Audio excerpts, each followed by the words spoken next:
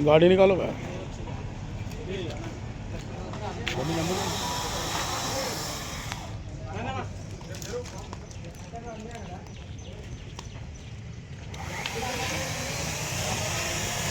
गाड़ी निकालो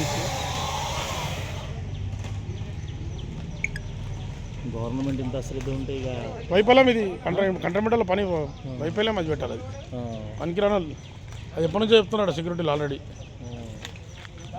వాళ్ళు పట్టించుకోకపోతే ఏం చేస్తారు गाड़ी निकालो भाई।